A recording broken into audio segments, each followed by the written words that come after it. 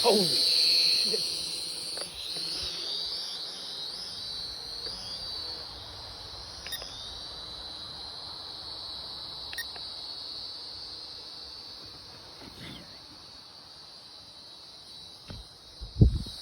Well, it's apparently working. Oh, shit. That was a bad idea.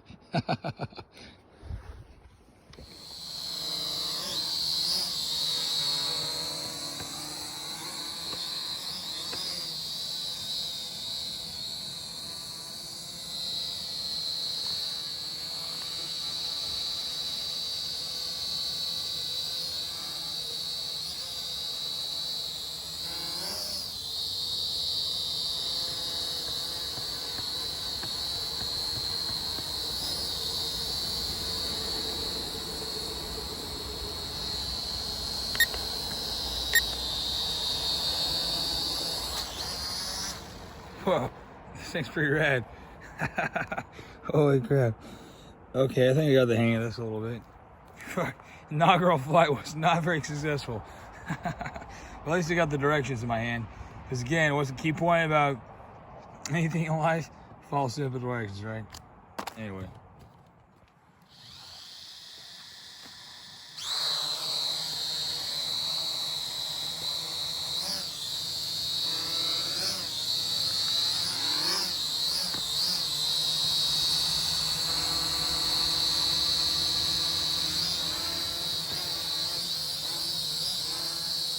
Yeah, I'm trying to get the hang of the controls here a little bit. So return home. Alright, so land itself. So apparently on the left joystick to get the propellers going. There you go. Then to start hovering, just lightly, it's not like you're playing Mortal Kombat. You got a button crush here.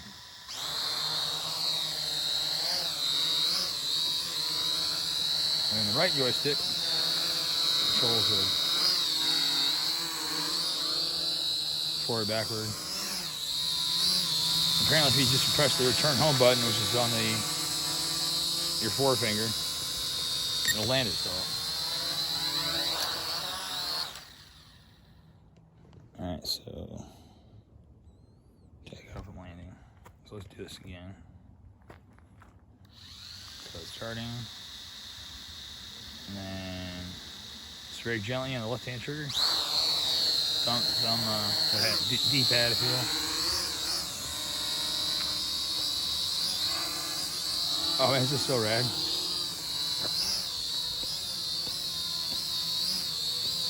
Man, what a unique freaking, whoever invented this thing, or came up with the idea, was pretty cool. Well, I suppose the military did, isn't it? Return home.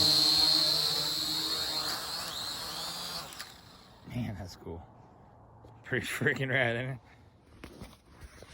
See, all right, so just a brief update to add to my inaugural flight drone footage. This is so funny. Yeah, so I don't know. So my friend Lisa left. I don't know. It's about 1900. So for still ends at 7 o'clock at night, right? So I was like, "Well, screw it, dude. I got this time." Because he might have been mostly hanging out there for like, I don't know, 3 days for the most part. And so tonight's the first night. I was sleeping at my new site, which I must have called or nicknamed OP Benji, in honor of my mother, Camille Williams, who has always called me Benji. Like Benji.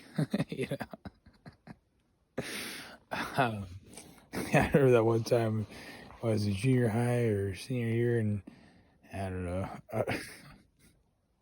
Yeah, it would have been like junior. Here I am.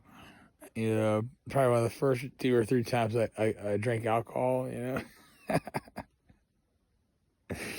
I'm just moving to the Muckleto house or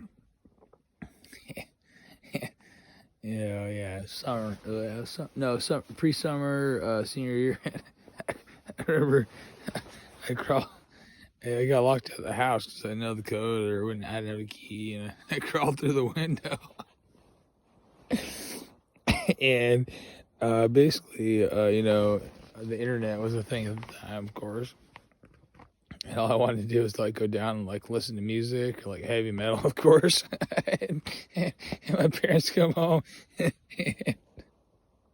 and my mom and dad come down through the basement door. Like, my mom's like, "Benji, are you drunk?" I was like, "Yeah, yeah, a fucking Pantera." You know. Anyway, but long and short though, so this evening I did. I was trying to figure out the drone, and it was so funny because, so here I am, like, at this. I was at the picnic table and I got it kind of like figured out and dialed in. I was trying to get almost in sync with like the satellites or whatever, GPS. So I was like, well, it's probably not a great idea to fly it in here. So out here, over here, there's like a road area where there's more clearing. Because you have to keep in mind, these trees around here are freaking, God, they're high. They're real high. They're old growth, And, excuse me. Yeah, so take it out here. I was trying to get it dialed in. And this gentleman who's staying here from Minnesota is keep my little buzz. It's fine, no problem, no harm, no foul. And he saw it and he was like, "Is that something from the Close Encounters of the Third Kind?" Because he's got these lights that like beep or whatever. But he was thinking of batteries not included, and we got this really good conversation and exchanged contact information and everything. But long and the short, yeah. Well, after that moment, he went back to his campsite, and I was still like figuring it out. And keep in mind, it's only got about 12-minute battery life when you're flying it. Yeah, so I was trying to press the return home button for whatever the fucking thing, excuse my language, flew up right in the freaking tree. But I know where it's at.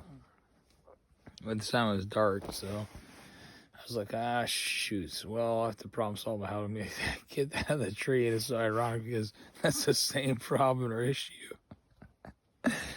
that Chris, the guy I met at the tap room, had a problem with out at Rialto Beach. And then I went out to kind of recon for it. When I got back 2 days later from that adventure, because I couldn't necessarily spot it because it was so high up. It was like, I vlogged for him. I was like, "Yeah, dude, I need to get some binoculars, or actually, ironically, I'm going to get my own, drone so that I can go out there and get some eyes on, and maybe recover it for you." Because keep in mind, he's going to give me like a finder's fee. And even tonight, I told myself, "Ben, whatever you do not get that thing stuck in a tree." And what do? I get stuck in a tree. So, yeah, all I'm saying is be positive and laugh at yourself, because we all make mistakes, not necessarily mistakes. But life's an adventure. It's a dance, like the John Michael Montgomery song says, "Life's a dance. You learn as you go," right? Sometimes you lead and sometimes you follow. It's just so true. So, anyways, I'm about to rack out and probably read the newspaper. I got a USA Today because you got to keep posted, if you will, on the news. There's a lot going on in the world, man. Yeah, you got to be abreast. You got to get your head in your smartphone and stay on track.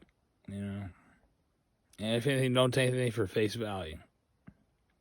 Investigate, figure out in your own way, in your own way, what's real and what's not. Because there's a lot of fake truths out there. There's a lot of people with the social media and stuff like that. Even me and Lisa were talking about it the other day with those CGI deep fake type videos and how technology has gotten to a point where people can replace with CGI, if you will. Gosh, I mean, it's so advanced now where people can more or less create a magic trick to make people believe truths that are not real, you know what I mean? And more or less evil, if you will, seeps through the cracks in such a way through that, you know what I mean? So don't always believe what you hear or say or see, you know, whether it's on TV or whatever. I don't know. For that matter, I guess I always like to watch British Broadcasting news because it's an outsider's point of view. It's not from here, from their nation. So, anyways, again, this is my opinion. Take or leave it. Not really give a fuck, honestly. You know what I mean? You know, but maybe whatever I say might impact you in such a way that you might actually think about it, contemplate it while you're at work or whatever. Again, as long as you're at work, earning your hourly wage, your salary, and not being lazy, you know. Get your head out of your phone. If you're at work, you're at work. You know, some employer is paying you to do your job. And so you best be doing it at the highest level and not being, again, show up on time, right? Be 15 minutes prior.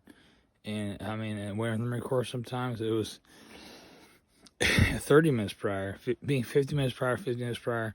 And then, again, I always like doing, even in my civilian jobs, I always like showing up at least a half hour to an hour early. That give me some time to sit down, get some coffee, you know, get prepared, in a sense, to accomplish my 8 hours, 10 hours, a lot of cases 12 hours, with a minute oil at least.